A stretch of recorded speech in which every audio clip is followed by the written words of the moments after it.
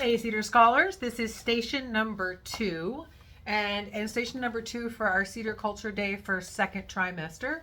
There's so many twos in this story, right? We are talking about our group development cards. So pretend that I'm in the room with you. Raise your hand if you've seen these in class. All hands go up, yay! Or maybe they didn't, in case. Now you've seen them. Now raise your hand if you've seen these. Now you've all seen them. I just showed you.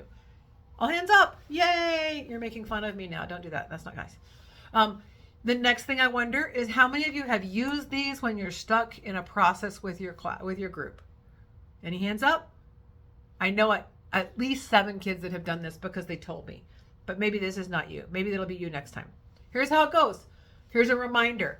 Your group development says that every time you work together in a group, every single group, your staff group, your family group, your relationships, your project-based works, there's a predictable group development process. We go through forming, storming, norming, and then performing.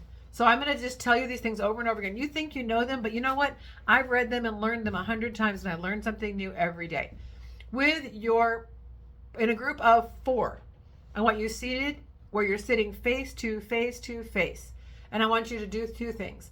I want you to read through these cards word for word to each other. 1 person reads, 3 people listen. And after you've read a card, I want you to say, I wonder, after you've read it, I wonder about that. And then I want someone else in the group to say, I think this. I wonder and I think. I wonder and I think. Here's an example. I read this whole thing about forming word for word so everybody hears it. And then I read it and I say, I wonder how I'm going to get together and make a plan with my planner. Wonder what planner I'm going to use. What's that going to look like? And then somebody else is going to say, I think I have to make time for this to make it work. I wonder, I think. When you finish that and your 4 things, I would like you to come up with 2 scenarios to talk through a storm. An example of a scenario would be Susie and Hannah and Colleen and Chester are all in a group together. And Susie doesn't do the first part of the project she said she would do. And now we have a conflict because now it's time for Chester to do his part. So we sit down together and we say, my challenge is Susie didn't finish her part of the work. And I'm feeling super frustrated because I want this project to work and it's time to move forward. And so I wonder what was going on with Susie that made it so that she didn't get her stuff done. Does anybody have any ideas about how to help move forward now that we're at this place?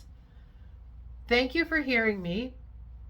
I feel now a little guilty and sad, but also like you've understood what was going on with me. And my next step, our next step, is to give Susie a chance to make up her work or whatever your resolution is.